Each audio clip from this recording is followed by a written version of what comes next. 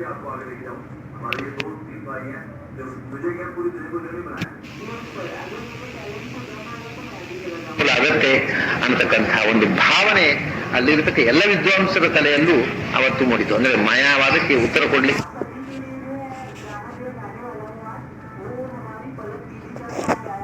ಅಂಕುರ ಚಿಗುರು ಮೊದಲನೆಯ ಮೊಳಕೆ ಇದು ಹೀಗೆ ನಡೆಯಿತು. ಆದರೆ ಆಚಾರ್ಯರು ತಮಾಷೆ ಏನು ಅಂತಂದ್ರೆ ಸನ್ಯಾಸಿಗಳಿಗೆ ವಿಷ್ಣು ಸರ್ವೋತ್ತಮತ್ವಂತೂ ಸರ್ವದಾ ಪ್ರತಿಪಾದ್ಯ, ಅದರ ಜೊತೆಗೆ ಸದಾ ಶಾಸ್ತ್ರ ಪ್ರವಚನ ಮಾಡಬೇಕು, ಜ್ಞಾನಿಗಳು ವಿದ್ವಾಂಸರು ಪ್ರವಚನ ಮಾಡಬೇಕು, ಜಿಜ್ಞಾಸರು ಕೇಳಬೇಕು ಅನ್ನೋ ಸಂಪ್ರದಾಯ. ಆಚಾರ್ಯ ಹತ್ರ ಪಾಠ ಹೇಳ್ರಿ ಅಂತ ಶುರು ಮಾಡಿದ್ರು ಹುಡುಗರು. ಯಾಕೆಂದ್ರೆ ಇವರು ಪ್ರವಚನ ಕೇಳುವುದೇ ಒಂದು ಆನಂದ. ತಿಳ್ಕೊಂಡ್ಬಂತ ಹೇಳ್ತಾರೆ, ಯಸ್ಯ ಸ್ಖಲಿತ ಅನವರತ ವೇದಶಾಸ್ತ್ರ ವ್ಯಾಖ್ಯಾನ ಶ್ರವಣ ಸಮುತ್ಖಾತ ದುಃಖ ಸಂಘಾತ ನಿಖಿಲ ಪಂಡಿತ ವರ್ಗ ಪರಮಾಮೃತ ಸಮುದ್ರ ಅವಗಾತೀವ ಬಹಳ ಆಹ್ಲಾದ ಮಾಪ್ನೋತಿ. ಅಮೃತದ ಸಮುದ್ರದಲ್ಲಿ ಮುಳುಗಿದ ಅನುಭವ. ಆದ್ರಿಂದ ನೀವು ಪ್ರವಚನ ಮಾಡ್ರಿ ಅಂತ ಹಠ ಹೇಳಿದರು. ಆಚಾರ್ಯರು ಪ್ರವಚನ ಮಾಡೋದು ಏನ್ ಪ್ರವಚನ ಮಾಡೋದು? ಪ್ರವಚನ ಮಾಡುವಾಗ ಗ್ರಂಥ ಯಾವುದಂದ್ರೆ ಅದ್ವೈತ ಗ್ರಂಥವೇ. ಶಂಕರರ ಬ್ರಹ್ಮಸೂತ್ರ ಭಾಷೆ ಹೇಳ್ರಿ ಅಂತ ಹೀಗೆ ಆಚಾರ್ಯರು ಶಂಕರ ಬ್ರಹ್ಮಸೂತ್ರ ಭಾಷೆ ಪಾಠ ಮಾಡಿದ್ದಾರೆ. ಶಂಕರ ಗ್ರಂಥಗಳನ್ನ ಅದ್ವೈತ ಗ್ರಂಥಗಳನ್ನ ಪಾಠ ಮಾಡಿದ್ದಾರೆ.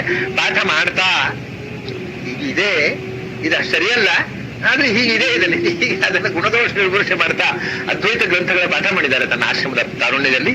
ಹೀಗೆ ಪಾಠ ಮಾಡ್ತಾ ಅವರು ಬಹಳ ಜನರು ಆಚಾರ್ಯರಿಂದ ಗ್ರಂಥಗಳನ್ನ ಪಾಠ ಮಾಡುತ್ತಾ ಕೇಳ್ತಾ ಇದ್ರು. ಅಂಥ ಸಂದರ್ಭದಲ್ಲಿ ಒಂದು ವಿಚಿತ್ರವಾದಂತಹ ಪ್ರಸಂಗ ನಡೆಯಿತು.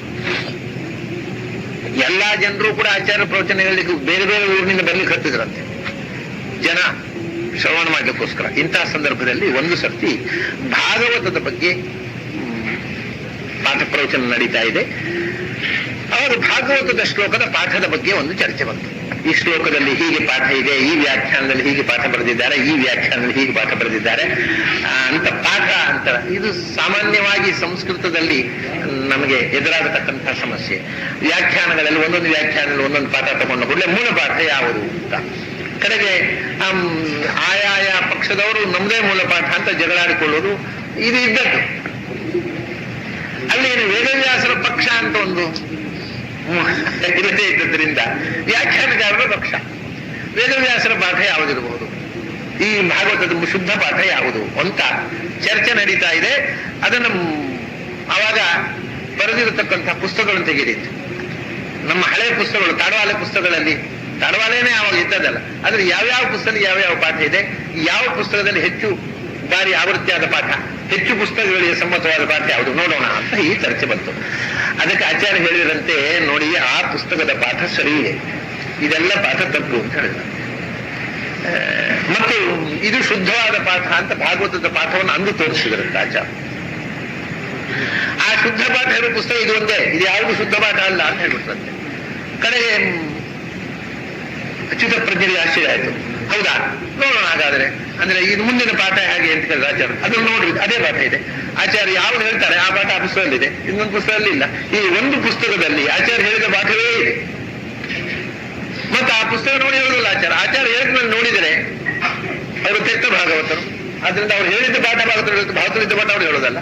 ಅವರು ಒಂದು ಶ್ಲೋಕ ಹೀಗೆ ಭಾಗವತದ ಶ್ಲೋಕ ಅಂತ ಹೇಳಿದರೆ ಪುಸ್ತಕ ತೆಗೆದು ನೋಡಿದ್ರೆ ಅದೇ ಪಾಠ ಇದೆ, ಉಳಿದ ಪುಸ್ತಕದಲ್ಲಿ ಇಲ್ಲ. ಆಚಾರ್ಯರು ಅದು ಒಂದೇ ಶುದ್ಧ ಪಾಠ, ಇದು ಯಾವುದೂ ಶುದ್ಧ ಪಾಠ ಅಲ್ಲ.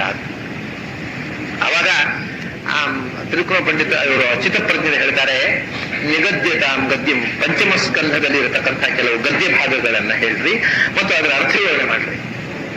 ಅದರ ಗದ್ಯ ಭಾಗ ಅರ್ಥ ವಿವರಣೆ ಸಹಿತವಾಗಿ ಇವರು ಮಾಡಿದರು. ಮಾಡಿ ಆ ಪುಸ್ತಕ ನೋಡ್ರಿ, ನಾನು ಹೇಳಿದ ಹಾಗೆ ಪಾಠ ಉಂಟು, ನೋಡಿದ್ರೆ ಹಾಗೆ ಪಾಠ ಇದೆ. ಆಶ್ಚರ್ಯ ಆಗೋಯ್ತು ಅಚ್ಯುತ ಪ್ರಜ್ಞರಿಗೆ. ಯಾಕಪ್ಪ ಭಾಗವತ ಇದು ಭಾಗವತ ಪಾಠ ಶುದ್ಧ ಪಾಠ ಆಗಿದೆ ಅಂತ ಹೇಳ್ತಿ, ಇದು ಶುದ್ಧ ಪಾಠ ಅಂತ ಹೇಳ್ತಿ, ನಿಮ್ಗೆ ಯಾವಾಗ ಭಾಗವತ ಓದಿದ್ದು? ನಾನೇನು ಭಾಗವತ ಪಾಠ ಮಾಡಿಲ್ಲ, ಇನ್ನು 15-16 ವರ್ಷದ ಹುಡುಗ, ಭಾಗವತದ ಪಾಠ ಯಾವಾಗ ನೋಡ್ಕೊಂಡದ್ದು ನೀನು ಅಂತ ಆಶ್ಚರ್ಯಾಗಿ ಕೇಳಿದ್ರಂತೆ. ಅದಕ್ಕೆ ಅವ್ರು ಹೇಳ್ತಾರೆ, ನೀನು ಈ ಜನ್ಮದಲ್ಲಿ ಅಂತೂ ಭಾಗವತ ಓದಿಲ್ಲ, ನಾವಂತೂ ಭಾಗವತ ಪುಸ್ತಕ ಹಿಡಿದು ಓದಿದ್ದನ್ನು ನೋಡಿಲ್ಲ, ನಾನು ಪಾಠ ಮಾಡಿಲ್ಲ, ನಿನಗೆ ಹೇಗೆ ಗೊತ್ತಾಯಿತು? ಅದಕ್ಕೆ ಆಚಾರ್ಯ ಹೇಳ್ತಾರೆ, ಪೂರ್ವಜನ್ಮಸು ಹಿ ವೇದ ಪುರೇದಂ ಸರ್ವಮಿತ್ಯಮಿತ ಬುದ್ಧಿರುವಾಚ. ಹೌದು, ಈ ಜನ್ಮದಲ್ಲಿ ಓದಿಲ್ಲ ನಾನು ಭಾಗವತ, ಮತ್ತೆ ಹೇಗೆ ಗೊತ್ತಾಯ್ತು ಅಂದ್ರೆ, ಅಲ್ಲಿ ನಾನು ಈ ಜನ್ಮದಲ್ಲೇ ಓದಿದ್ದು, ಒಂದು ಜನ್ಮದಲ್ಲಿ ಪೂರ ಓದಿದ್ ಬರುತ್ತಾ? ನಾನು ಹಿಂದಿನ ಜನ್ಮದಲ್ಲಿ ಓದಿದ್ದೆ ಅಂದ್ರೆ ಆಚಾರ್ಯ. ನಾನು ಹಿಂದಿನ ಜನ್ಮಗಳಲ್ಲಿ ಭಾಗವತ ಬೇಕಾಷ್ಟವಾಗಿ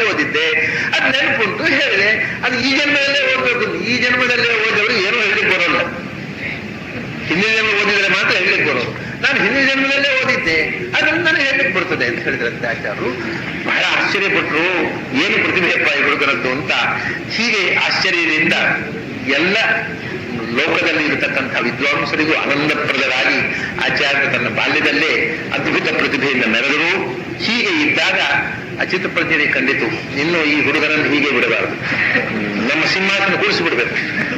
ವೇದಾಂತ ವಿದ್ಯೆಗೆ ಸಾಮ್ರಾಜ್ಯದ ಪಾಲನೆಗೆ ಈತನಲ್ಲದೆ ಇನ್ನೊಬ್ಬ ಹುಡುಗ ಅಲ್ಲ. ಪ್ರಾಯ ನನಗೊಂದು ಸಂಶಯ ಉಂಟು, ದೊಡ್ಡ ಸ್ವಾಮಿಗಳು ಅಂತ ಇದ್ರಲ್ಲ, ಅವರು ಮೊದಲು ಕೂಡಿಸಿದ್ರೇನೋ ಜ್ಯೇಷ್ಠ ಯತಿಗಳು, ಅವರು ದೊಡ್ಡವರು, ಅವರನ್ನು ಕೂಡಿಸ್ಬೇಕು ಅಂತ ದೊಡ್ಡ ಸ್ವಾಮಿಗಳನ್ನ ವೇದಾಂತ ವಿದ್ಯಾರ್ಥಿಗಳಾಗಿ ಕೂಡಿಸ್ಬೇಕು ಅಂತ ಇತ್ತೇನೋ. ಕಡೆ ಅವ್ರ ಬಿಟ್ಟು ಇವರು ಈ ಜೂನಿಯರ್ ಮೋಸ್ಟ್ ಅನ್ನು ಕೂಡಿಸಿದ್ರು. ವೇದಾಂತ ವಿದ್ಯೆಯ ನಿಜರಾಜ್ಯ ಪಾಲನೆ ಸಂಕಲ್ಪ್ಯಮಾನ ಗುರುಣಾಗರೀಯಸಿ ಅದಭ್ರಜೇತ ಅಭಿಷಿಚ್ಚಿದೆ ಪುರ ಸವಾರಿಜೀಯು ಅರಿಜ ಪೂರಿತ. ಶಂಖದಲ್ಲಿ ನೀರು ತುಂಬಿ, ಆ ನೀರು ತುಂಬಿದ ಶಂಖದಿಂದ ಪುರುಷ ಸೂಕ್ತ ಹೇಳಿ ತಲೆಯ ಮೇಲೆ ಶಾಲಿಗ್ರಾಮವನ್ನಿಟ್ಟು ಅಭಿಷೇಕ ಮಾಡ್ತಾರೆ, ಪಟ್ಟಾಭಿಷೇಕ. ಅಂದ್ರೆ ಅದನ್ನ ಅಚ್ಯುತ ಪ್ರಜ್ಞರು ಅಪೂರ್ಣ ಪ್ರಜ್ಞರಿಗೆ ಅಭಿಷೇಕ ಮಾಡಿದರು. ಅಭಿಷೇಕ ಮಾಡಿ ಈ ಸಿಂಹಾಸನ ಯಾವ ಸಿಂಹಾಸನ? ಬೆಳ್ಳಿದ್ದೋ ಚಿನ್ನದಲ್ಲ, ವೇದಾಂತದ ಸಿಂಹಾಸನ. ವೇದಾಂತದ ಸಿಂಹಾಸನದಲ್ಲಿ ನಿಮ್ಮನ್ನು ಕೂಡಿಸಿದ್ದೇನೆ, ವೇದಾಂತ ವಿದ್ಯೆಯನ್ನು ಜಗತ್ತಲ್ಲಿ ಪ್ರಸಾರ ಮಾಡ್ರಿ ಅಂತ ಹೇಳಿ, ಆವಾಗ ಒಂದು ಕ್ರಮ ಏನು ಅಂದ್ರೆ, ವೇದಾಂತ ವಿದ್ಯೆಯಲ್ಲಿ ಸಿಂಹಾಸನದಲ್ಲಿ ಕೂಡಿಸಿದಾಗ ಮತ್ತೊಂದು ನಾಮಕರಣ ಮಾಡಬೇಕು. ಹಿಂದೆ ಇದ್ದ ಕ್ರಮ. ಅಚ್ಯುತ ಪ್ರಜ್ಞರಿಗೂ ಕೂಡ ಅವರಿಗೆ ಆಶ್ರಮ ಆಗುವಾಗ ಅಚ್ಯುತ ಪ್ರಜ್ಞೆ ಅಂತ ಹೆಸರಿಟ್ಟು, ಅವರಿಗೆ ವೇದಾಂತ ಸಿಂಹಾಸನ ಪಟ್ಟಾಭಿಷೇಕ ಮಾಡುವಾಗ ಪುರುಷೋತ್ತಮ ತೀರ್ಥ ಅಂತ ಹೆಸರಿಟ್ಟು, ಆ ವೇದಾಂತ ಪಟ್ಟಾಭಿಷೇಕ ಆದಾಗ ಮಾತ್ರ ತೀರ್ಥ ಅನ್ನೋ ಹೆಸರು, ಅಲ್ಲಿ ತನಕ ತೀರ್ಥ ಇಲ್ಲ. ವಶೀಕೃತ ಹೃಷಿಕಾಶ್ಚ ಆಚಾರ್ಯರು ಹೃಷಿಕೇಶ ಅಂತ ನಾಮಕರಣ ಮಾಡಿದ್ರು. ಆಮೇಲೆ ಪಟ್ಟಾಭಿಷೇಕ ಆದಾಗ ಬೇರೆ ಹೆಸರು ಕೊಡಲಿಲ್ಲ ಆಚಾರ್ಯ, ಹೃಷಿಕೇಶ ತೀರ್ಥ, ಜನಾರ್ದನ ಜನಾರ್ದನ ತೀರ್ಥ, ನರಹರಿ ನರಹರಿ ತೀರ್ಥ. ಹೀಗೆ ತೀರ್ಥ ಶಬ್ದ ಪಟ್ಟಾಭಿಷೇಕ ಆದ್ಮೇಲೆ ಅಲ್ಲಿ ತನಕ ತೀರ್ಥ ಶಬ್ದ ಹಾಕುವಾಗಿಲ್ಲ. ಆದ್ದರಿಂದಲೇ ಕಲಿಮಾರ ಮಠದ ಯತಿಗಳು ಬಹಳ ದೊಡ್ಡ ಸಮಧಿಗತ ಸಮಸ್ತ ನ್ಯಾಯಶಾಸ್ತ್ರ ಸುವಾಗ್ನಿ, ಸಮಸ್ತ ಶಾಸ್ತ್ರಜ್ಞರಾಗಿರ್ತಕ್ಕಂಥ ರಾಜರಾಜೇಶ್ವರರು ಮಂಗಳಾಷ್ಟಕದ ಮೂಲಕ ಸಮಸ್ತ ವಿದ್ವಾಂಸರಿಗೂ ಜನಸಾಮಾನ್ಯರಿಗೂ ಪರಿಚಿತರಾದ ಯಾವ ಮಂಗಳಾಷ್ಟಕವನ್ನ ಇವತ್ತು ಸ್ಮಾರಕರು ಕೂಡ ಮದುವೆ ದಿವಸ ಹೇಳ್ತಾರೋ, ಬೆಳಗಾವಿ ಹೇಳ್ತಾರೋ, ಸಮಸ್ತರಿಗೂ ಮಾನ್ಯವಾದ ಸಂಸ್ಕೃತ ಸಾಹಿತ್ಯದಲ್ಲಿ ಅದಕ್ಕೆ ಸಾಧ್ಯವಾದ ಇನ್ನೊಂದು ಮಂಗಳಾಷ್ಟಕವೇ ಇಲ್ಲ ಅನ್ನುವಷ್ಟು ಸುಂದರವಾದ ಮಂಗಳಾಷ್ಟಕವನ್ನು ರಚಿಸಿದ ರಾಜರಾಜೇಶ್ವರರು, ಬರೀ ರಾಜರಾಜೇಶ್ವರರು, ರಾಜರಾಜೇಶ್ವರ ತೀರ್ಥರಲ್ಲ. ಶ್ರೀ ರಾಜರಾಜೇಶ್ವರೇನಾಖ್ಯಾತಂ, ಅಲ್ಲಿಯೂ ಅಷ್ಟೇ ರಘುಪತಿ ಪದಭಕ್ತ ರಾಜರಾಜೇಶ್ವರಾಖ್ಯ, ರಾಮ ಸಂದೇಶದಲ್ಲಿಯೂ ಹಾಗೆ ಹೇಳಿಕೊಟ್ರೆ. ಯಾಕೆಂದ್ರೆ ಅವ್ರಿಗೆ ಇನ್ನೂ ಸನ್ಯಾಸ ಸಿಕ್ಕಿದೆ. ಕಲಿಮಾರು ಮಠದ ಸಂಸ್ಥಾನದಲ್ಲಿ ಪಟ್ಟಾಭಿಷೇಕ ಆಗುವ ಮುಂಚೆಯೇ ಚಿಕ್ಕಮಟ್ಟದಲ್ಲೇ ವೃಂದಾವನಸ್ಥರಾದರು. ತೀರ್ಥನಾಮ ಇಲ್ಲ ರಾಜರಾಜೇಶ್ವರರು. ಈಗೆಲ್ಲ ರಾಜೇಶ್ವರ ತೀರ್ಥರು ಅಂತ ಹೇಳ್ತಾರೆ. ಯಾಕೆಂದ್ರೆ ತೀರ್ಥರು ಸ್ವಾಮಿಗಳೆಲ್ಲರೂ ತೀರ್ಥ ಅಂತ ಹೇಳುದು ಅನ್ನುವ ಒಂದು ಬಳಕೆ ಈಗ ಬಂದ. ಈ ವಸ್ತುತಃ ಅವರು ತೀರ್ಥರಲ್ಲ. ತೀರ್ಥ ಅಂತ ಆಗ್ಬೇಕಾದ್ರೆ ಪಟ್ಟಾಭಿಷೇಕ ಆಗಬೇಕು. ಆಚಾರ್ಯರಿಗೆ ಪೂರ್ಣ ಪ್ರಜ್ಞೆ ತೀರ್ಥ ಅಲ್ಲ, ಗಮನಿಸಿ. ಪೂರ್ಣ ಪ್ರಜ್ಞೆ ತೀರ್ಥ ಅಂತ ಯಾರೂ ಹೇಳುವುದಿಲ್ಲ. ಪೂರ್ಣ ಪ್ರಜ್ಞರು ಅಚ್ಯುತ ಪ್ರಜ್ಞರು, ಆಮೇಲೆ ಪುರುಷೋತ್ತಮ ತೀರ್ಥರು ಅವರು ಪಟ್ಟಾಭಿಷೇಕ ಆದ್ಮೇಲೆ ಅಚ್ಯುತ ಪ್ರಜ್ಞರು. ಇವರಿಗೆ ಪಟ್ಟಾಭಿಷೇಕ ದಿವಸ ಆನಂದ ತೀರ್ಥ ಪಟ್ಟಾಭಿಷೇಕದ ನಾಮ. ಯಾಕೆಂದ್ರೆ ಆನಂದ ಸ್ವರೂಪನಾದ ಭಗವಂತನ ಅಧಿಷ್ಠಾನ ಇರುವ ತೀರ್ಥ ಅಂದ್ರೆ ಪಾತ್ರ ಅಂತ ಅರ್ಥ. ಪಾತ್ರದಲ್ಲಿ ಇರುವುದು ತೀರ್ಥ, ತೀರ್ಥ ಇರುವ ಪಾತ್ರವೂ ತೀರ್ಥ. ಅದಕ್ಕೆ ಎರಡಕ್ಕೂ ತೀರ್ಥ ಅಂತ ಸಂಸ್ಥೆಯಲ್ಲಿ. ತೀರ್ಥ ಅಂದ್ರೆ ಜಲ ಅಧಿಷ್ಠಾನ, ಆ ತೀರ್ಥ ಅಂದ್ರೆ ಪಾತ್ರ ಅಂತ ಅರ್ಥ. ಆದ್ರೆ ಅಧಿಷ್ಠಾನ ಆನಂದ ಸ್ವರೂಪನಾದ ಭಗವಂತನಿಗೆ ಅಧಿಷ್ಠಾನ ಇವರ ಮನಸ್ಸು. ಆದ್ರಿಂದ ಆನಂದ ನಾಮಕರಾದ ಭಗವಂತನನ್ನು ಹೊತ್ತ ಪಾತ್ರ ಇವರು. ಆಮೇಲೆ ಆನಂದಕರವಾದ ತೀರ್ಥವನ್ನು ಶಾಸ್ತ್ರವನ್ನು ಜಗತ್ತಿಗೆ ಕೊಟ್ಟವರು, ಅಂದ್ರೆ ಮುಂದೆ ಕೊಡುವವರು. ಆದ್ದರಿಂದ ಎಲ್ಲ ಅರ್ಥದಲ್ಲೂ ಸಾರ್ಥಕವಾದ ಆನಂದ ತೀರ್ಥ ಅನ್ನುವ ಶಬ್ದವನ್ನ ನಾಮಕರಣವಾಗಿಟ್ಟು ಆನಂದ ತೀರ್ಥ ಅಂತ ಅವರನ್ನು ಕರೆದರು. ಅದು ಭಗವತಸ್ಯ ಅತ್ಯನುರೂಪ ರೂಪಕಂತ. ಮುಂದೆ ಅದು ಎಷ್ಟು ಸಾರ್ಥಕ ಆಯಿತು ಅಂದ್ರೆ ಅದು ಇನ್ನೂ ಸಾರ್ಥಕ ಆಗ್ಲಿಕ್ಕೆ ಇಲ್ಲ, ಪೂರ್ಣತ್ವವಾಗಿ ಸಾರ್ಥಕ ಮಾಡಿದ್ರು ಆಚಾರ್ಯರು. ಅದಾದ ಮೇಲೆ ಒಮ್ಮೆ ಏನಾಯ್ತು ಅಂತಂದ್ರೆ, ಅಚ್ಯುತ ಪ್ರಜ್ಞರ ಸ್ನೇಹಿತರಾದಂತಹ ಇನ್ನೊಂದು ಮಠದ ಸ್ವಾಮಿಗಳು, ಅದು ಯಾವ ಮಠ ಹೋಗುತ್ತಿಲ್ಲ, ಒಂದು ಹಳ್ಳಿಯಲ್ಲಿ ಇದ್ರವರು, ಅವರು ಶಿಷ್ಯರೆಲ್ಲ ಸನ್ಯಾಸಿ ಶಿಷ್ಯರು. ಅವರು ಆ ಮಠದಲ್ಲಿ ತುಂಬಾ ಜನ, ಅವರೆಲ್ಲ ನ್ಯಾಯಶಾಸ್ತ್ರದಲ್ಲಿ ಭಾರಿ ಓದಿಕೊಂಡವರು. ಅವರೊಮ್ಮೆ ಅಚ್ಯುತ ಪ್ರಜ್ಞರನ್ನು ನೋಡ್ಲಿಕ್ಕೆ ಬರುತ್ತೆ. ಬರುವಾಗ ಅವರ ಶಿಷ್ಯರಿಗೆ ಏನು ಅಂದ್ರೆ, ಈ ಆನಂದ ತೀರ್ಥರ ಹತ್ರ ವಾಕ್ಯಾರ್ಥ ಮಾಡಿ ನಾವು ನ್ಯಾಯಶಾಸ್ತ್ರದಲ್ಲಿ ಎಷ್ಟು ದೊಡ್ಡ ವಿದ್ವಾಂಸರು ಅಂತ ತೋರಿಸ್ಬೇಕು ಅನ್ನೋ ಚಬಲ ಹೊತ್ತುಕೊಂಡು ಬಂದಿದ್ದಾರೆ ಅವರ ಶಿಷ್ಯರು ಎಲ್ಲ ನ್ಯಾಯಶಾಸ್ತ್ರದಲ್ಲಿ ಚೆನ್ನಾಗಿ ಓದ್ಕೊಂಡವರು. ಸರಿ, ಇಲ್ಲಿ ಬಂದ ಕೂಡಲೇ ಆಚಾರ್ಯರನ್ನ ಗೆದ್ದು ಬಿಡಬೇಕು ನ್ಯಾಯಶಾಸ್ತ್ರದಲ್ಲಿ ಅಂತ ಅಲ್ಲಿ ಆ ಹುಡುಗರು ಈ ಅಚ್ಯುತ ಪ್ರಜ್ಞರು ತಟಸ್ಥರಾಗಿ ಪ್ರೇಕ್ಷಕರಾಗುತ್ತಿದ್ದಾರೆ. ಅಚ್ಯುತ ಪ್ರಜ್ಞರ ಸ್ನೇಹಿತರಾಗಿರ್ತಕ್ಕಂತಹ ಇನ್ನೊಬ್ಬ ಯತಿಗಳು ಅವ್ರ ಶಿಷ್ಯರು ಮತ್ತು ಆಚಾರ್ಯರು ವಾದ. ಅವರು ತಮಾಷೆ ಏನು ಅಂತಂದ್ರೆ ಆಚಾರ್ಯರು ಬಹಳ ವಿಚಿತ್ರ ಅಂದ್ರೆ ತರ್ಕದಿಂದ ಏನನ್ನೂ ಸಾಧನೆ ಮಾಡಲಿಕ್ಕೆ ಬರುವುದಿಲ್ಲ ಅನ್ನೋದನ್ನು ತೋರಿಸುವಂತಹ ಪ್ರಸಂಗ ಇದು ಮೊದಲು ನಡೆದು. ಮೊದಲು ವಾಸ್ತವ ಪಂಡಿತರದ್ದು ಬಿಡಿ. ಆವಾಗ ಏನಾಯ್ತು ಅಂದ್ರೆ ಅವರು ಭೇದ ಸಾಧನೆ ಮಾಡ್ತೇವೆ, ಭೇದ ಸಾಧನೆ ಮಾಡಿ ಬರುವುದಿಲ್ಲ. ಆಚಾರ್ಯ ಭೇದವಾದಿಗಳು ವಿಚಿತ್ರ ನೋಡಿ, ಅನುಮಾನದಿಂದ ನಿನ್ನ ಆತ್ಮಸಾಕ್ಷಿಗೆ ವಿರುದ್ಧವಾಗಿ ತರ್ಕ ಮಾಡ್ಲಿಕ್ಕೆ ಬರ್ತದೆ ಅಂತ ತೋರಿಸಿಕೊಟ್ಟವರು ಆಚಾರ್ಯ. ನಾವು ಭೇದ ಸಾಧನೆ ಮಾಡ್ತೇವೆ, ಜಗತ್ತು ಭಿನ್ನ, ಇವು ದೇವ ಪದಾರ್ಥವು ಭಿನ್ನವು, ಪರಸ್ಪರ ವಿಭಿನ್ನ ಅಧಿಷ್ಠಾನ ಸ್ಥಿತತ್ವಾತ್, ಅಲ್ಲಿ ಒಂದಿದೆ ಇಲ್ಲಿ ಒಂದಿದೆ, ವಿಭಿನ್ನ ಅಧಿಷ್ಠಾನ ಸ್ಥಿತತ್ವಾತ್, ದ್ವಿತ್ವೇನ ಪ್ರತೀಯಮಾನತ್ವಾತ್, ದ್ವಿತ್ವಸಂಖ್ಯಾವಿಶಿಷ್ಟತ್ವೇನ ಪ್ರತೀಯಮಾನತ್ವಾತ್, ಈಗೆಲ್ಲ ಅನುಮಾನ ಮಾಡಿ ಸುಮಾರು ಎರಡು ಭಿನ್ನ. ಆಚಾರ್ಯರು ಈ ಎರಡು ಬೇರೆ ಬೇರೆ ಜಾಗದಲ್ಲಿ ಬೇರೆ ಬೇರೆ ಕಂಡುಕೊಳ್ಳಿ ಬೇರೆ ಬೇರೆ ಇರಬೇಕಾಗಿಲ್ಲ. ಈಗ ನೋಡಿದ್ರೆ ಚಂದ್ರ ಬೇರೆ ಬೇರೆ ಕಾಣ್ತಾನೆ ಬೇರೆ ಬೇರೆ ಜಾಗದಲ್ಲಿ, ಅದು ಬೇರೆ ಬೇರೆ ಎರಡು ಕಾಣ್ತಾನೆ. ದ್ವಿತ್ವ ಸಂಖ್ಯಾ ವಿಶಿಷ್ಟತ್ವೇನ ಪ್ರತಿಮಾನತ್ವ ಇದೆ, ಭಿನ್ನ ಅಧಿಷ್ಠಾನ ಸ್ಥಿತತ್ವವೂ ಇದೆ. ಅದು ಒಂದೇ ಚಂದ್ರ ಕೈ ತೆಗೆದುಬಿಟ್ರೆ ಒಂದೇ. ಅದರಿಂದ ಭಿನ್ನಾಧಿಷ್ಠಾನತ್ವೇನ ಪ್ರತೀಯಮಾನತ್ವದಿಂದ ಒಂದೇ ಬೇರೆ ಅಂತ ಸಾಧನೆ ಮಾಡ್ಲಿಕ್ಕೆ ಬರುವುದಿಲ್ಲ. ದ್ವಿತ್ವ ಸಂಖ್ಯಾ ವಿಶಿಷ್ಟತ್ವೇನ ಪ್ರತೀಯಮಾನತ್ವ ಅನ್ನೋದನ್ನು ಸಾಧನೆ ಮಾಡ್ಲಿಕ್ಕೆ ಬರುವುದಿಲ್ಲ. ಬೇರೆ ಸಾಧನೆ ಮಾಡ್ಲಿಕ್ಕೆ ಬರುವುದಿಲ್ಲ ಅಂತ ಆಚಾರ್ಯ. ಇವರು ಭೇದವಾದಿಗಳು, ಭೇದ ಸಾಧನೆ ಮಾಡ್ಲಿಕ್ಕೆ ಬರುವುದು. ಹೌದು, ತರ್ಕದಿಂದ ಮಾಡ್ಲಿಕ್ಕೆ ಬರುವುದಿಲ್ಲ, ತರ್ಕದಿಂದ ಏನು ಮಾಡ್ಲಿಕ್ಕೂ ಬರುತ್ತೆ. ಆದ್ರಿಂದ ತರ್ಕ ಅಪ್ರಯೋಜನ, ತರ್ಕ ಪ್ರತಿಷ್ಠಾನ ಅಂತ ತೋರಿಸ್ಬೇಕಿತ್ತು. ಹಾಗಾದ್ರೆ ಅವರಿಗೆ ಖುಷಿ ಆಯ್ತು. ಬೇಗ ಸಾಧನೆ ಮಾಡ್ಲಿಕ್ಕೆ ಬರುವುದಿಲ್ಲ ಅಲ್ವಾ, ಹಾಗಾಗಿ ಅದಕ್ಕೆ ನಾವು ಅದ್ವೈತವನ್ನು ಒಪ್ಪಬಹುದು. ಏನು ವಿಶ್ವ ಮಿಥ್ಯಾ ದೃಶ್ಯತ್ವ ಶುರು ಮಾಡಿದ್ರು. ಜಗತ್ತು ಸುಳ್ಳು ಯಾಕೆಂದ್ರೆ ಕಾಣುವುದರಿಂದ. ಆಚಾರ್ಯ ಹೇಳಿದ್ರು ನಾನು ನನ್ನವನ್ನ ಮಾಡ್ರಿ, ಜಗತ್ತು ಸತ್ಯ ಯಾಕೆಂದ್ರೆ ಕಾಣುವುದರಿಂದ. ಅದೇ ನೀವು ಹೇಳ್ಬೇಕಾರೆ ಜಗತ್ತು ಸುಳ್ಳು ಕಣ್ಣಿಗೆ ಕಾಣುವುದರಿಂದ ಅವರೇ ರೀತಿ. ಆಚಾರ್ಯ ಹೇಳಿದ್ರು ನಾನು ಹೇಳ್ತೇನೆ ಜಗತ್ತು ಸತ್ಯ ಕಣ್ಣಿಗೆ ಕಾಣುವುದರಿಂದ. ಅವ್ರಿಗೆ ಖುಷಿಯಾಗೋಯ್ತು, ಸಿಕ್ಕಿ ಬಿದ್ದರು ಆಚಾರ್ಯರು. ಯಾಕೆ ಕಣ್ಣಿಗೆ ಕಾಣುವುದರಿಂದ ಸತ್ಯವಾ? ಚಿಪ್ಪನ್ನು ನೋಡಿ ಬೆಳ್ಳಿ ಅಂತ ಕಾಣುತ್ತೆ, ಶುಕ್ತಿ ರಜತ. ಹಗ್ಗವನ್ನು ನೋಡಿ ಹಾವು ಅಂತ, ಅಲ್ಲಿ ಹಾವು ಕಂಡಿದೆ ಇದು ಸುಳ್ಳು, ಇಲ್ಲಿ ಬೆಳ್ಳಿ ಕಂಡಿದೆ ಸುಳ್ಳು. ಆದ್ರಿಂದ ಕಂಡದ್ದೆಲ್ಲ ಸತ್ಯ ಅಲ್ಲ, ಸಿಕ್ಕಿಬಿದ್ರೆ ಆಚಾರ್ಯ ಕಾಣಲೇ ಇಲ್ಲ. ಎಲ್ಲಿ ಕಂಡಿದೆ? ಏನು ಹಾವು ಕಂಡಿದೆ, ಎಲ್ಲಿ ಕಂಡಿದೆ? ಹಗ್ಗವೇ ಕಂಡದ್ದು, ಹಾವು ಭ್ರಮಿಸಿದ್ದು, ಕಂಡದ್ದು ಹಾವಲ್ಲ. ಕಣ್ಣಿಗೆ ಸಂಯೋಗ ಹಾವು ಕಾಣಲೇ ಇಲ್ಲ, ಹಾವನ್ನು ತಿಳ್ಕೊಂಡದ್ದು, ಕಂಡದ್ದು ಹಗ್ಗವೇ. ಚಿಪ್ಪಿನಲ್ಲಿ ಬೆಳ್ಳಿನ ತಿಳ್ಕೊಳ್ಳೋದು, ಕಂಡದ್ದು ಚಿಪ್ಪೆ, ಬೆಳ್ಳಿ ಕಾಣಲಿಲ್ಲ. ಬೆಳ್ಳಿಯಲ್ಲಿ ಕಾಣಲಿಕ್ಕೆ ನೀವು ತಿಳ್ಕೊಳ್ಳೋ ತಪ್ಪು. ಹೌದಲ್ಲ, ನಮ್ಮ ಯೋಚನೆ ತಪ್ಪಲ್ಲ. ಹೌದು, ಕಂಡಿದೆ ಹಾವು ಕಾಣುತ್ತೆ ಅಂತ ಎಲ್ಲರೂ ಹೇಳಿದ್ರು, ನಂಬಿಬಿಟ್ರು ಪಂಡಿತರು. ಎಲ್ಲ ಪಂಡಿತರು ನೋಡಿ ಹಾವು ಕಾಣುತ್ತೆ, ಎಲ್ಲಿ ಹಗ್ಗದಲ್ಲಿ ಹಾವು ಕಂಡಿದೆ. ಕಂಡದ್ದಲ್ಲ, ಕಂಡದ್ದು ಹಗ್ಗವೇ ಅಲ್ವಾ? ಹೃದಯ ಬಂದವರಲ್ಲಿ ಹಾವು ಕಂಡಿದೆ, ಹಗ್ಗವೇ ಕಂಡದ್ದು. ಹಗ್ಗವನ್ನು ಹಾವು ಅಂತ ತಿಳ್ಕೊಂಡದ್ದೆ. ನಿನ್ನ ತಿಳುವಳಿಕೆಯಲ್ಲಿ ತಪ್ಪು, ತಿಳಿದದ್ದು ಹೊರತು ಕಂಡದ್ದು ಸುಳ್ಳಲ್ಲ, ತಿಳಿದದ್ದು ತಪ್ಪು, ಕಂಡದ್ದು ತಪ್ಪಲ್ಲ. ಹಾವು ಕಾಣಲಿಲ್ಲ, ಹಗ್ಗವೇ ಕಂಡದ್ದು. ಚಿಪ್ಪು ಕಂಡದ್ದು, ಬೆಳ್ಳಿ ಅಲ್ಲ, ಬೆಳ್ಳಿ ಅಂತ ಭ್ರಮಿಸಿದ್ದು. ಹಾಗಾದ್ರೆ ತಿಳಿದದ್ದು ತಪ್ಪು ಹೊರತು ಕಂಡದ್ದು ತಪ್ಪನ್ನ ಅಲ್ಲ. ನೀನು ಕಂಡದ್ದು ಚಿಪ್ಪನ್ನೇ, ಕಂಡದ್ದು ಹಗ್ಗವನ್ನೇ. ಇದು ಪಜಿತಿ ಆಯ್ತಲ್ಲ, ಇದು ಯೋಚನೆ ಅವರಿಗೆ. ಅದೇ ಇಲ್ಲ, ಇರದೇ ಇದ್ದದ್ದು ಕಂಡದ್ದಲ್ಲ, ಇದ್ದದ್ದೇ ಕಾಣೋದು. ಇರದೇ ಇದ್ದದ್ದನ್ನು ತಿಳ್ಕೊಳ್ಳೋದು ಅಷ್ಟೇ. ಅದರಿಂದ ಯಾವುದು ಕಾಣುತ್ತೋ ಅದು ಇರದೇ ಇದ್ದದನ್ನು, ಅದೇ ತಪ್ಪು. ಶುಕ್ತಿ ರೂಪದಲ್ಲೂ ಇರದೇ ಇದ್ದದ್ದು ಕಂಡದ್ದಿಲ್ಲ.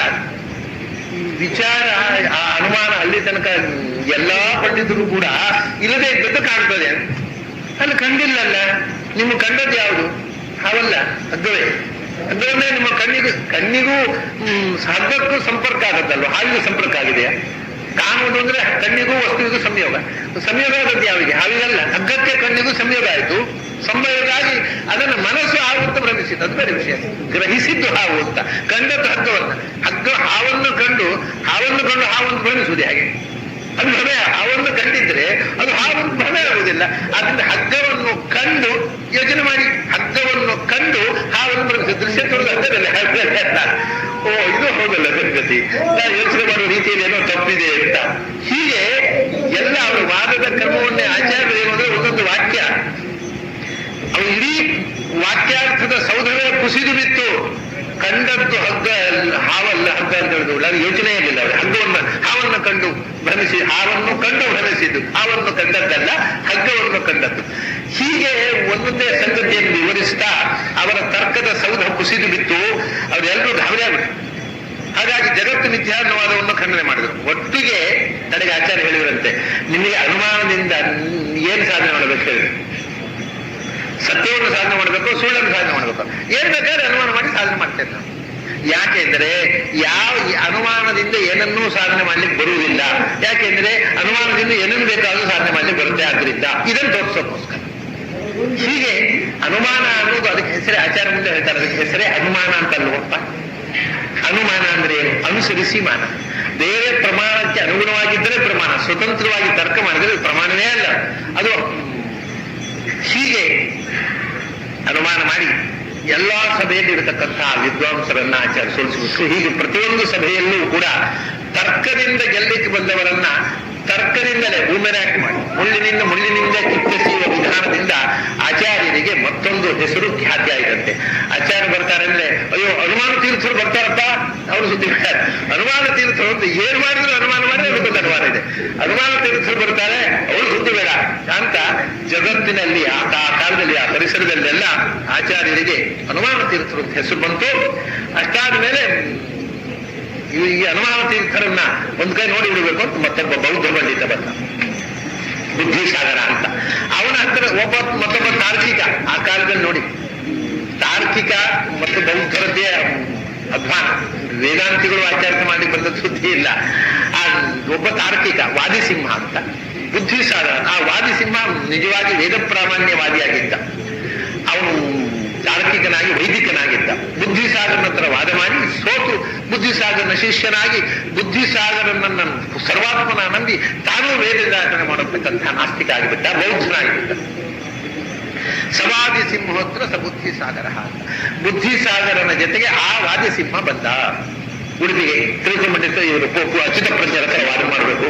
ಪೂರ್ಣ ಪ್ರಜ್ಞರು ಗೊತ್ತುಂಟು, ಅದನ್ನು ಅಚ್ಯುತ ಪ್ರಜ್ಞರ ಸಂಸ್ಥಾನ ಬುದ್ಧಿಗಳವರು ವಾದ ಮಾಡಬೇಕು ಅಂತ ಬಂದಿದ್ದಾರೆ. ಸವಾದಿ ಸಿಂಹೋತ್ರ ಸಬುದ್ಧಿ ಸಾಗರ. ಸವಾದಿ ಸಿಂಹೋತ್ರ ಸಬುದ್ಧಿ ಸಾಗರ ಅನ್ನೋದಕ್ಕೆ ಇಷ್ಟದೊಳಗೆ ಎಲ್ಲರೂ ಒಂದು ತಪ್ಪು ಅರ್ಥ ಬರೆದಿದ್ದಾರೆ. ವಾದಿಸಿಂಹನಿಂದ ಸಹಿತನಾದ ಬುದ್ಧಿಸಾಗರ ಬಂದ ಅಂತ.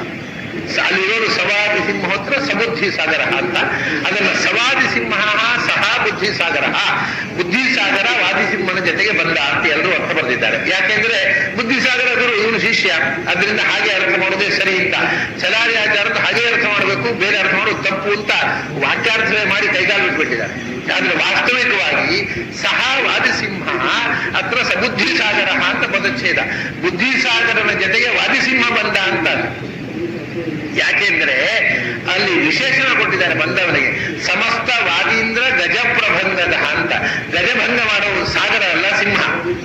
ಆದ್ರಿಂದ ಸ್ವಲ್ಪ ಸಾಹಿತ್ಯ ಜ್ಞಾನ ಇದ್ದವರಿಗೆ, ಸಾಹಿತ್ಯ ಜ್ಞಾನ ಇಲ್ಲದೆ ಇದ್ದ ವೇದಾಂತಿಗಳು ಮಧ್ವಿಗೆ ವ್ಯಾಖ್ಯಾನ ಬರೀಬಾರ್ದು. ಬರೇ ವೇದಾಂತ ಓದೋರು ಪಾಪ ಕಲಾಚಾರರು, ಅವ್ರಿಗೆ ಸಾಹಿತ್ಯ ಜ್ಞಾನವೇ ಇಲ್ಲ. ಅವರು ಬುದ್ಧಿಸಾರ ಸವಾದಿಸಿಂಹ ಸಹವಾದಿಸಿಂಹ ಅಂತ ಪದಚ್ಛೆ ಮಾಡೋದು ತಪ್ಪು ಒಂದು ಖಂಡನ ಮಾಡಿದ್ದಾರೆ. ಅದು ಸಾಹಿತ್ಯ ಜ್ಞಾನ ಲವಲೇಶ ಇದ್ರೆ ಆ ಖಂಡನ ಮಾಡ್ತಿರಲಿಲ್ಲ. ಗಜಪ್ರಬಂಧದ ಅಂತ ಇಲ್ಲಿದೆ. ಗಜಪ್ರಬಂಧ ಮಾಡತಕ್ಕಂಥ ಸಿಂಹ ಗಜಪ್ರಬಂಧ ಮಾಡುತ್ತೆ ಹೊರತು ಸಾಗರ ಗಜಪ್ರಬಂಧ ಮಾಡೋಲ್ಲ. ಆ ವಿಶೇಷಣ ನೋಡಿದ್ರೆ ಗೊತ್ತಾಗತ್ತೆ.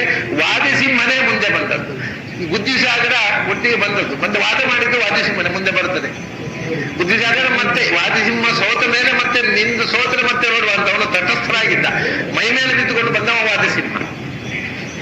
ಅವನು ವಾದಕ್ಕೆ ಬಂದಾಗ ಅದೇ ನಾನು ಹಾಗೆ ಹೇಳಿದಂತಹ ಪ್ರಸಂಗ ಇಲ್ಲಿ ನಡೆದದ್ದು. ಆಚಾರ್ಯರು ಬೇರೆ ಕಡೆ ಹಳ್ಳಿಯಲ್ಲಿ ಇದ್ರು, ಕರೆಸಿದ್ರು ಆಚಾರ್ಯರನ್ನ. ವಾದಿಸಿಂಹನ ಜೊತೆಗೆ ಆಚಾರ್ಯರು ವಾಕ್ಯಾರ್ಥ ಆಯಿತು. ಅವನು 18 ವಿಧವಾಗಿ ಯಾವ ವಿಷಯ ಅಂತ ಅವ್ರು ಹೇಳೋದಿಲ್ಲ. ಒಂದು ವಿಷಯವನ್ನ ಈಗ ಇದರಲ್ಲಿ ತರ್ಕಶಾಸ್ತ್ರದಲ್ಲಿ ಅದೇ ಇರುವಂತಹ ಯಾವುದನ್ನಾದರೂ ವಿಕಲ್ಪ ಮಾಡಿ ಖಂಡನೆ ಮಾಡೋದು. ನಾದ್ಯ ನ ದ್ವಿತೀಯ ನ ತೃತೀಯ 18 ವಿಕಲ್ಪ ಮಾಡಿ 18 ಪಕ್ಷಗಳನ್ನು ಖಂಡನೆ ಮಾಡಿ ಕೂತ್ಬಿಟ್ಟಾರೆ. ಇದನ್ನು ಹೇಗೆ ಸರಿ ಮಾಡ್ತೀರಿ ಅಂತ. ಯಾವುದೋ ಒಂದು ವಿಷಯವನ್ನ ಸರ್ವಾತ್ಮನ ಖಂಡನೆ ಮಾಡಿ, ಭೇದದ ಬಗ್ಗೆ ಇರ್ಬೋದು ಅಥವಾ ಯಾವುದೋ ಒಂದು ವಿಷಯ ಇರ್ಬೋದು, ವಿಶ್ವಮಿಥ್ಯಾತ್ವದ ಬಗ್ಗೆ ಇರ್ಬೋದು, ಆವಾಗ ಬಹಳ ಮೇಜರ್ ಆಗಿರ್ತದೆ ಯಾವುದೋ ಒಂದು ವಿಷಯವನ್ನ 18 ಕಿನ್ನಾವು ಮಿಥ್ಯಾತ್ವ 18 ವಿಧ ಪರಿಷ್ಕಾರ ಮಾಡಿ ಅಷ್ಟನ್ನು ಖಂಡನೆ ಮಾಡಿ ಕೂತಿರ್ಬೋದು. ಅಥವಾ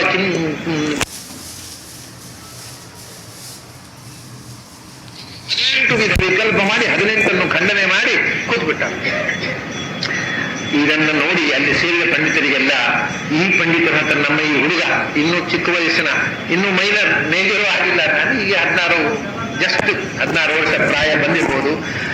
ಈ ಆಚಾರ್ಯರು ಉತ್ತರ ಕೊಡೋದು ಹೌದಾ, ಈ 18 ವಿಕಲ್ಪಗಳನ್ನು ಖಂಡನೆ ಮಾಡಿ ಆಗುತ್ತೋ ಆಚಾರ್ಯರಿಗೆ ಪೂರೈಸಿತೋ ಅಂತ ಬಹಳ ಸಂಶಯ ಪಟ್ಟು, ಜಗದ್ವೀದಿ ವಿಜಯತುಷ್ಟ ಜಯೇಸ ಸಂಶಯ ತಾವಜ್ಜನೋ ಜಾಯತ.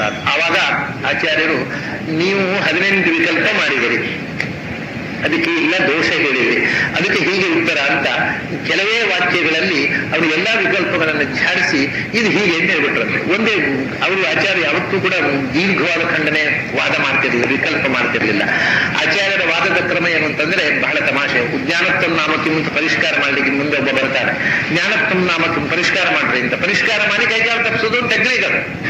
ಜ್ಞಾನತ್ವಂ ನಾಮ ಕಿಮ್ ಅಂತ ಆಚಾರ್ಯದ ವಾಕ್ಯಾರ್ಥಕ್ಕೆ ಬಂದಾಗ ಆಚಾರ್ಯರು ವಾಕ್ಯಾರ್ಥ ಮಾಡ್ಬೋದು, ಜ್ಞಾನತ್ವಂ ನಾಮ ಏನು ಪರಿಷ್ಕಾರ ಮಾಡೋದು, ಏನು ಮಾಡಲಿಲ್ಲ. ಅಲ್ಲ, ಪರಿಷ್ಕಾರ ಮತ್ತೆ ಮಾಡೋಣ, ನಿನಗೆ ಜ್ಞಾನ ಉಂಟೋ ಇಲ್ಲೋ ಅಂತ ಕೇಳಿದ್ರು. ನಿನಗೆ ಜ್ಞಾನ ಇದ್ರೆ ನಿನಗೆ ಜ್ಞಾನ ಅಂದ್ರೆ ಏನೋ ಗೊತ್ತುಂಟು, ಮತ್ತೆ ಪರಿಷ್ಕಾರ ಯಾಕೆ ಮಾಡಬೇಕು? ಜ್ಞಾನ ಇಲ್ಲ, ದಯಮಾಡಿಸು, ವಾಕ್ಯಾರ್ಥ ಯಾಕೆ ಮಾಡಬೇಕು? ಜ್ಞಾನ ಇಲ್ಲದಿದ್ರೆ ವಾಕ್ಯಾರ್ಥ ಮಾಡಿರ್ಬೇಕು, ದಯಮಾಡಿಸೋದು. ಹೀಗೆ ಮಾತಾಡ್ಕೊಂಡು ಅದನ್ನ ಪರಿಷ್ಕಾರ ಅನ್ನೋದು ತರ್ಕಶಾಸ್ತ್ರಗಳು ಕೈಕಾಲ ತಪ್ಪಿಸೋದಕ್ಕೋಸ್ಕರ ಮಾಡುವ ಒಂದು ಕುತಂತ್ರ ಅದು. ಹಾಗಾಗಿ ಆಚಾರ್ಯ ಪರಿಷ್ಕಾರ, ಅವನು ಎಲ್ಲ ಪರಿಷ್ಕಾರವನ್ನು ಕೆಲವೇ ವಾಕ್ಯಗಳಿಂದ ಕೆಲವೇ ಶಬ್ದಗಳಿಂದ ಜಾರಿಸಿ ಹೀಗೆ ಉತ್ತರ ಅಂತ ಹೇಳ್ಬಿಟ್ರು. ಅವನಿಗೆ ಮತ್ತೆ ಏನು ಮಾಡೋದು ಅಂತ ಯೋಚನೆ ಇಲ್ಲ. ವಾಸ್ತವ ಪಂಡಿತ ಅಷ್ಟಾವ ಶಿಷ್ಯನನ್ನು ಬಿಟ್ಟುಕೊಡ್ತಾನ. ಅವರ ಬುದ್ಧಿ ಸಾಗರ ಅಂತ ಬೌದ್ಧ ವಿದ್ವಾಂಸ, ಅವರು ತರ್ಕಬಲದಿಂದ ವೇದವನ್ನು ನಿರಾಕರಣೆ ಮಾಡಿದವರು ಬೌದ್ಧರು. ಅವನು ಬಂದ, ಲಘೂಚಕಾರಿ ಇತ್ಯಪಿ ಬುದ್ಧಿ ಸಾಗರನು. ಅವನನ್ನು ಆಚಾರ್ಯ ಬಹಳ ಕೆಲವೇ ಮಾತುಗಳಿಂದ ಅವನನ್ನು ನಿರುತ್ತರಗೊಳಿಸಿಬಿಟ್ರು. ಇಬ್ಬರು ಮಹಾವಿದ್ವಾಂಸರು ಆಚಾರ್ಯ ಹತ್ರ ಉತ್ತರ ಕೊಡ್ಲಿಕ್ಕಾಗದೆ ಇದ್ದಾಗ, ಸರಿ ಇನ್ನು ನಾಳೆ ವಾದ ಮುಂದುವರಿಸೋಣ ಅಂತ ಹೇಳಿದ್ರು. ನಾಳೆ ಇವತ್ತು ಉತ್ತರ ಸಿಗ ಅವರು ಹೊಡಿತಾ ಇಲ್ಲ, ಅದಕ್ಕೆ ಏನಾದರೂ ಒಂದು ಪೋಸ್ಟ್ಪೋನ್ ಮಾಡೋದು. ಈ ಕೋರ್ಟ್ನಲ್ಲಿ ಲಾಯರ್ಗಳು ಎಜೆಂಟ್ ಮಾಡೋದು ಅಂತ, ಯಾಕಂದ್ರೆ ಆರ್ಗ್ಯುಮೆಂಟ್ ಮಾಡ್ಲಿಕ್ಕೆ ಮತ್ತೆ ಪಾರ್ಟಿ ಅವತ್ತು ಏನು ಸುಳ್ಳು ಹೇಳಬೇಕು ಅಂತ ಕೇಳಿಕೊಂಡು ಮತ್ತೆ ಹೋಗ್ಬೇಕು. ಅಷ್ಟೊತ್ತು ಏಜೆಂಟ್ ನಾಳೆ ಏಜೆಂಟ್ ಮಾಡುವ ಅಂತ. ನಮ್ಮ ಗುರುಗಳ ಮೇಲೆ ಕೇಸ್ ನಡೆದಾಗ ಒಂದು ನಾನು ಸಾಕ್ಷಿ ಹೇಳಿದಾಗಲೇ ಒಂದು ಘಟನೆ ನಡೆದಿತ್ತು. ಅಲ್ಲಿ ಬಾಲಬ್ರಹ್ಮಚಾರಿ ಅನ್ನೋದಕ್ಕೆ ಏನು ಅರ್ಥ ಅಂತ ಆ ವಕೀಲರೆಲ್ಲ ಡಿಕ್ಷನರಿ ತಂದ್ರು, ಒಂದೊಂದೇ ಡಿಕ್ಷನರಿ ತಂದ್ರು. ಒಂದು ಡಿಕ್ಷನರಿ ನೋಡಿ, ಇದರಲ್ಲಿ ಬಾಲಬ್ರಹ್ಮಚಾರಿ ಇದ್ರೆ 14 ವರ್ಷದವರೊಳಗೆ ನಾವು ಆಗಬೇಕು. ವಿದ್ಯಾವಾನ ತೀರ್ಥರಿ ಅವ್ರಿಗೆ ಪದವಾನ ಮಠಕ್ಕೆ ಬಟ್ಟಾಗುವಾಗ 50 ವರ್ಷ ಆಗಿತ್ತು. ಇವರು ಬಾಲಬ್ರಹ್ಮಚಾರಿ, ವಿಚಿತ್ರ ನೋಡಿ. ಇದರಲ್ಲಿ ಬಾಲಬ್ರಹ್ಮಚಾರಿ ಈ ಡಿಕ್ಷನ್ ನೋಡಿದ್ದೀರಾ ಅಂತ ಒಂದು 8-10 ಡಿಕ್ಷನರಿ ತಂದು ನನ್ನ ಎದುರಿಟ್ಟು. ನಾನು ಹೇಳಿದೆ, ವಕೀಲರೇ, ಯಾವ ಡಿಕ್ಷನರಿಯಲ್ಲಿ ನಿಜವಾದ ಅರ್ಥ ಇದೆಯೋ ಅದನ್ನು ಒಂದನ್ನು ಬಿಟ್ಟು ಉಳಿದೆಲ್ಲ ತಂದಿದ್ದೀರಿ ನೀವು. ಆ ಪುಸ್ತಕ ಒಂದು ಯಾಕೆ ತರಲಿಲ್ಲ? ನೀವು ಸುಮ್ಮನೆ ಕೋರ್ಟಿನ ಸಮಯ ಹಾಳು ಮಾಡ್ತಾ ಇದ್ದೀರಿ ಅಂತ ಹೇಳಿದೆ. ಆಮೇಲೆ ನೋಡಿ, ಇದರಲ್ಲಿ ಬಾಲಬ್ರಹ್ಮಚಾರಿ ಶಬ್ದ ವಿವರ ಎಲ್ಲ ವಾಚಸ್ಪತ್ಯ ಕೋಶದಲ್ಲಿದೆ. ನಾನು ಇದನ್ನು ನೋಡಿದ್ದೀರಾ ಅಂತ. ವಕೀಲರೇ, ನೀವು ಆ ವಾಕ್ಯ ಮಾತ್ರ ನೋಡಿದ್ದೆ, ಯಾಕೆ ನಿಮ್ಮ ಕ್ಲೈಂಟ್ ತೋರಿಸಿದ್ದು. ನನಗೆ ಅದರ ಮುಂದೆ ಏನಿದೆ ಅಂತ ಕೂಡ ಗೊತ್ತಿದೆ. ಹೇಳಿದ್ರೆ ತೊಂದರೆ ಆಗತ್ತೆ, ನಿಮಗೆ ಹೇಳೇನು ಅಂತ ಕೇಳಿದೆ. ಅಷ್ಟಾದ ಒಳ್ಳೆ ಏಜೆಂಟ್ ಮಾಡಬೇಕು ಒಂದು ಕೋರ್ಟ್ ಏಜೆಂಟ್, ಯಾಕೆಂದ್ರೆ ಮುಂದೆ ಏನು ಹೇಳ್ಬೇಕು ಒಂದು ಕ್ಲೈಂಟ್ ಹತ್ರ ಹೇಳ್ಬೇಕು ಅವರಿಗೆ. ಅದನ್ನ ಆ ವಾಕ್ಯ ಮಾತ್ರ ಮಾರ್ಕ್ ಮಾಡ್ಕೊಂಡು ಬಂದಾರೆ. ಅದರ ಮುಂದಿನ ವಾಕ್ಯ ಏನು ಅಂತ ಕೂಡ ನನಗೆ ಗೊತ್ತಿದೆ. ಹೇಳಿದ್ರೆ ನಿಮಗೆ ತೊಂದರೆ ಆಗತ್ತೆ, ಹೇಳೇನು ಅಂತ ಕೇಳಿದೆ. ಅಷ್ಟಾದ ಒಳ್ಳೆ ಏಜೆಂಟ್, ನೀವು ಅಷ್ಟು ದಿವಸ ಏನು ಮಾಡಿ ನಾ ಬರ್ತೀನಿ ಅಂತ. ಹೀಗೆ ಇದೇನು ಅಂದ್ರೆ ಎಜೆಂಟ್ ಮಾಡೋದು ಯಾವಾಗಲೂ ಉತ್ತರ ಬಳೆಯದೇ ಇದ್ದಾರೆ. ಇದು ವಕೀಲರು ಮಾಡೋದಷ್ಟೇ, ವಾಕ್ಯಾರ್ಥ ಪಂಡಿತರು ಮಾಡೋದಷ್ಟೇ. ಸರಿ, ಸ್ವಯವಾದಷ್ಟು ನಾಳೆ ವಾಕ್ಯಾರ್ಥ ಮಾಡೋಣ, ಇವತ್ತು ಸಾಕು ಅಂತ. ಆಚಾರ್ಯ ಹೇಳಿದ್ರೆ ಯಾಕೆ ನಾಳೆ ಉತ್ತರ ಗೊತ್ತಿದ್ರು ಇವತ್ತೇ ಹೇಳಿ, ಈಗ ನಾಳೆ ಗೊತ್ತಿಲ್ಲ ಅಂತ ಹೇಳೋದಕ್ಕೆ ನಾಳೆ ಪೋಸ್ಟ್ಪೋನ್ ಮಾಡೋದು ಯಾಕೆ? ಈಗ ಗೊತ್ತಿಲ್ಲದೆ ಇದ್ರೆ ನಾಳೆ ಅಲ್ಲ ಇವತ್ತೇ ಹೇಳ್ಬಿಡಿ, ಗೊತ್ತಿದ್ರು ಇವತ್ತೇ ಹೇಳ್ಬಿಡಿ, ನಾಳೆ ತನಕ ಪೋಸ್ಟ್ಪೋನ್ ಮಾಡಿ. 24 ಗಂಟೆ ಕಾಯಿದೆ ಯಾಕೆ? ಇವತ್ತೇ ಸ್ವಯವನ್ನು ನೀವು ಉತ್ತರ ಭಾತಿ ತದೋಚ್ಯತ. ನಿಮ್ಗೆ ಉತ್ತರ ಗೊತ್ತಿದ್ರೆ ಇವತ್ತೇ ಹೇಳ್ಬೋದಲ್ಲ, ನಾಳೆ ನಾನು ಸಿದ್ಧ ಇದ್ದೇನೆ, ಎಷ್ಟೊತ್ತು ಬೇಕಾದ್ರೆ ಕೂತ್ಕೊಳ್ತೇನೆ, ಹೇಳ್ರಿ. ಇದೆಲ್ಲ ನಾಳೆ ಅದು ಇವತ್ತು ನಾವು ಸ್ವಲ್ಪ ವಿಚಾರ ಮಾಡಿ ಮಾತಾಡ್ಬೇಕು. ನಾಳೆ ಹೊಡಬಿಟ್ರು, ಸೌಹಾರ್ದ್ಯವನ್ನು ಹೊಡಬಿಟ್ರು. ಸರಿ, ಇನ್ನು ನಾಳೆ ಬರ್ತದೆ, ಏನು ವಾಕ್ಯಾರ್ಥ ಆಗುತ್ತೆ ಅಂತ ಜನರೆಲ್ಲ ಕಾದ್ಕೊಟ್ಟು ಮರುದಿವಸ ಬೆಳಿಗ್ಗೆ ನೋಡ್ಲಿಕ್ಕೆ ಹೋದ್ರೆ ಇಲ್ಲೇ ಇಲ್ಲ, ಇವರು ಪ್ರತಿಗೆ ಹೊಡೋಗಿದ್ದಾರೆ. ರಾತ್ರಿ ಪಲಾಯನ, ಇದು ನಾಳೆ ಕೂತ್ರೆ ಮರ್ಯಾದೆ ಹೋಗುತ್ತೆ ಅಂತ ರಾತ್ರಿ ಪಲಾಯನ ಮಾಡಿಬಿಟ್ಟಿದ್ದಾರೆ. ಅದು ನಿಶಾ ಪಲಾಯನ ಅಂತ ಸನಿಶ್ಚಿಕಾಯಾಪಿ. ಇವರು ಸೋತರು ಅಂತ ಹೇಳಲಿಕ್ಕೆ ನಾಚಿಕೊಂಡು ರಾತ್ರಿ ಹೇಳದೆ ಹೋಗಿದ್ದಾರೆ. ಇವರು ಸೋತರು ಅನ್ನೋದನ್ನ ಜನ ನಿರ್ಣಯ ಮಾಡಿತು. ಹೀಗೆ ಜನರ ಅಹೋ ಮುಹೂರ್ತಾದ ಅಯಂ ಅಪ್ರಯತ್ನವನ್, ಯಾರು ಇಡೀ ಜಗತ್ತನ್ನ, ಇಡೀ ಭಾರತ ಸಂಚಾರ ಮಾಡಿ ಎಲ್ಲ ವಿದ್ವಾಂಸನ್ನ ಗೆದ್ದು ಜಯಪತ್ರ ತಂದವರನ್ನ ಒಂದು ಕ್ಷಣಾರ್ಧದಲ್ಲಿ ಆಚಾರ್ಯ ಸೋಲಿಸಿ ಬಿಟ್ರಲ್ಲ ಕೆಲವೇ ಮಾತುಗಳ ಮೂಲಕ.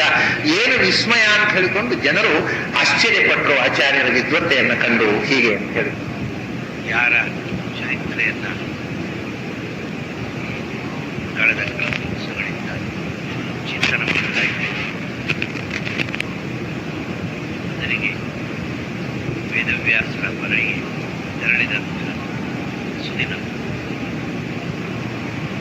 ಅನ್ನುವಂಥದ್ದಿಂದ ನಮಗೆ ದುಃಖದ ದಿನ ನಾವು ಕಳ್ಕೊಂಡದ್ದು ಆಚಾರ್ಯರನ್ನ.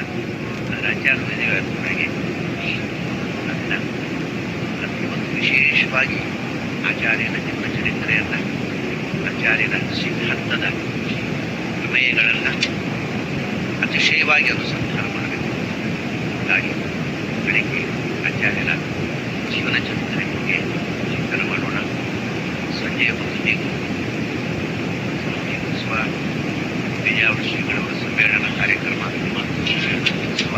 ಅದಕ್ಕಿಂತ ಆಚಾರ್ಯರ ಸಿದ್ಧಾಂತದ ಚಿಂತನ ಸಂಜೆ ನಡೆಯುತ್ತೆ. ಅದನ್ನು ನಾವು ಪಾಲುಕಾಲ ಸಿದ್ಧಾಂತದ ವಿಷಯ ನಡೆಯುತ್ತೆ. ಈಗ ಆಚಾರ್ಯನ ಚರಿತ್ರೆಯ ನಿನ್ನೆ ನೋಡಿದ ಕಥಾಭಾಗದ ಮುಂದಿನ ಪ್ರಸಂಗವನ್ನು ಅವಲೋಕನ ಮಾಡೋಣ. ಆಚಾರ್ಯರು ಎಲ್ಲ ವಾದಿಗಳನ್ನು, ಪ್ರಸಿದ್ಧರಾದ ಅನೇಕ ಮಂದಿ ವಾದಿಗಳನ್ನು ತನ್ನ ಆಶ್ರಮದ ತರುಣದಲ್ಲಿ, ಸುಮಾರು ಅವರ ಪ್ರಾಯ 15ರಿಂದ 18 ವರ್ಷಗಳ ಅವಧಿ, ಇವರು ಸುಮಾರು ನವೇಂದ್ರಗಳು. ಈ ಅವಧಿಯಲ್ಲಿ ಅನೇಕ ಜನ ಬೌದ್ಧ ಪಂಡಿತರನ್ನು, ಅನೇಕ ತಾರ್ಕಿಕ ವಿದ್ವಾಂಸರನ್ನು, ಅವರು ದೇಶದಲ್ಲೆಲ್ಲ ಸುತ್ತಾಡಿ ಬಂದವರನ್ನು, ದೇಶದಲ್ಲೆಲ್ಲ ಸುತ್ತಾಡಿ ಬಂದವರು ಜಯಪತ್ರಕ್ಕೋಸ್ಕರ ಉಡುಪಿಗೆ ಬರಬೇಕಾಗಿದ್ದರೆ ಉಡುಪಿ ಒಂದು ದೊಡ್ಡ ವಿದ್ಯಾಕೇಂದ್ರ ಆಗಿತ್ತು ಅನ್ನುವಂಥದ್ದು ಸ್ಪಷ್ಟ. ಆವಾಗ ವಾಸುದೇವ ಪಂಡಿತ, ಬುದ್ಧಿಸಾಗರನಂತವರು ಇಡೀ ಭಾರತದಲ್ಲಿ ಸಂಚಾರ ಮಾಡಿ ವಿಜಯಪತ್ರ ಪಡೆದುಕೊಂಡವರು ಇಲ್ಲಿ ವಿಜಯಪತ್ರ ಪಡೆಯಬೇಕು ಅಂತ ಬರಬೇಕಾಗಿದ್ದರೆ ಆಚಾರ್ಯರ ಅವತಾರ ಕಾಲದಲ್ಲಿ ದೊಡ್ಡ ವಿದ್ಯಾಕೇಂದ್ರ ಅಂತ ಹೇಳಿದ ನಾನು. ಅನೇಕ ಮಠಗಳು, ಒಂದೊಂದು ಮಠದಲ್ಲಿ 6 ಯತಿಗಳು, ದೊಡ್ಡ ಒಂದು ವಿದ್ವತ್ ಪರಂಪರೆ, ದೊಡ್ಡ ವಿದ್ವಾಂಸರ ಪರಂಪರೆ ಇದ್ದಂಥ ಭಾಗವಾಗಿತ್ತು. ಹಾಗಾಗಿ ಆಚಾರ್ಯರು ಸ್ವತಃ ಯಾರ ಹತ್ರ ಶಾಸ್ತ್ರ ಪಾಠ ಮಾಡಿಸಿಕೊಳ್ಳದೇ ಇದ್ದರೂ ಪರಿಸರ ಮಾತ್ರ ಶಾಸ್ತ್ರ ಚಿಂತನೆಗೆ ಅನುಕೂಲವಾಗಿತ್ತು. ಅಂತಹ ಸಂದರ್ಭದಲ್ಲಿ ಆಚಾರ್ಯರು ಮತ್ತು ಸ್ವಲ್ಪ ಕಾಲ ಇಲ್ಲಿ ಇತ್ತು. ಯಾಕೆಂದರೆ ಸಂಚಾರಕ್ಕೆ ಹೋಗಲಿಕ್ಕೆ ಚಿತ್ತಪ್ರಜ್ಞೆ ಬಿಡಲೇ ಇಲ್ಲ. ನೀವು ಸಂಚಾರಕ್ಕೆ ಹೋಗಬಾರ್ದು, ಕಡೆಗೆ ಏನು ಮಾಡಬೇಕಾದ್ರೆ ಆಚಾರ ಹೊರಡುವಾಗ ಚಿತ್ತಪ್ರಜ್ಞೆಯನ್ನು ಹೊರಡಿಸ್ಕೊಂಡು ಸಂಚಾರಕ್ಕೆ ಒಬ್ಬರ ಹೋಗಲೇ ಬಿಡಲೇ ಇಲ್ಲ. ಸೊ ಮತ್ತೊಂದು 2-3 ಆಶ್ರಮ ಆಗಿ ಸುಮಾರು ಒಂದು 2-3 ವರ್ಷಗಳ ಕಾಲ 15 ಇಲ್ಲೇ ಕೆಲವು ವಾದಿಗಳು ಬಂದರು. ಆಚಾರ್ಯ ಇಲ್ಲೇ ಪಾಠ ಪ್ರವಚನ ಮಾಡಿಕೊಂಡಿದ್ರು. ಒಂದು ಸಂದರ್ಭದಲ್ಲಿ ಏನಾಯಿತು ಅಂದರೆ ಆಚಾರ್ಯ ಏನು ಪಾಠ ಪ್ರವಚನ ಮಾಡಬೇಕು, ಆಚಾರ್ಯರು ಪಾಠ ಪ್ರವಚನ ಮಾಡೋದಕ್ಕೆ ಮುಂಚೆ ಅಲ್ಲಿ ಮಠದಲ್ಲಿ ನಡೀತಾ ಇದ್ದದ್ದು ಶಾಂಕರ ಗ್ರಂಥಗಳ ಪಾಠ ಪ್ರವಚನ. ಆಚಾರ್ಯರು ಅದೇ ಪಾಠ ಪ್ರವಚನ ಶುರು ಮಾಡಿದರು. ಶಾಂಕರ ಭಾಷ್ಯವನ್ನೇ ಪಾಠ ಮಾಡ್ತೀನಿ. ಪಾಠ ಮಾಡೋದು ಅಂದರೆ ಶಾಂಕರ ಭಾಷ್ಯದಲ್ಲಿರುವ ತಪ್ಪುಗಳನ್ನು ಹೇಳೋದು.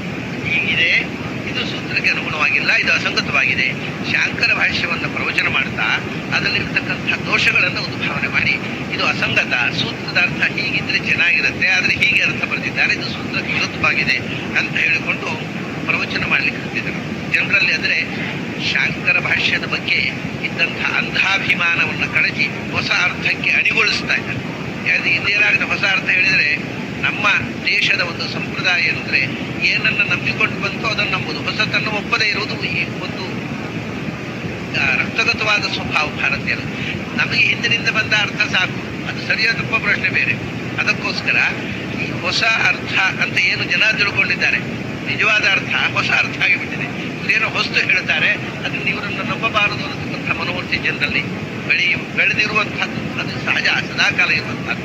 ಅದಕ್ಕೋಸ್ಕರ ಆಚಾರ್ಯರು ಹೇಳುವ ಅರ್ಥವೇ ನಿಜವಾದ ಅರ್ಥ, ಈ ತನಕ ನಾವು ನಂಬಿಕೊಂಡು ಬಂದ ಅರ್ಥ ಸರಿಯಲ್ಲ ಅನ್ನುವುದನ್ನು ಮನವರಿಕೆ ಮಾಡಲಿಕ್ಕೆ ಒಂದು ರೀತಿಯಿಂದ ಮುಂದೆ ಅವರ ಭಾಷ್ಯ ರಚನೆಗೆ ಪಂಚಾಂಗ ಶಂಕರರ ಭಾಷ್ಯವನ್ನೇ ಪಾಠ ಮಾಡ್ತಾ ಅದರಲ್ಲಿರ್ತಕ್ಕಂಥ ವೈರುಧ್ಯಗಳು, ವೈಸಂಗತ್ಯಗಳು, ಅದು ಎಷ್ಟು ವಿಸಂಗತವಾಗಿದೆ, ಎಷ್ಟು ವಿರುದ್ಧವಾಗಿದೆ ಅನ್ನೋದನ್ನು